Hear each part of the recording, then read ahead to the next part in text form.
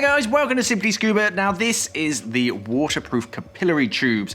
So very sort of simple device. This is for dry suit divers, but specifically the ones that use dry gloves, because you need to break that seal just a little bit to allow gas to sort of transfer into your glove so you can equalize it, or sort of equalize the squeeze. So while some people use like the thumb loop of their undersuit, others use something like this, which is a capillary tube. So these are two sort of individual silicone tubes, and they're very thin. They're nice and flexible and stretchy, but they just allow for a decent amount of airflow to go underneath your cuff seal and into your dry glove so that you can equalize them. So very handy. They come in a pair, so you've got one for each wrist, obviously. These are the waterproof silicone capillary tubes. Thanks for watching and safe diving.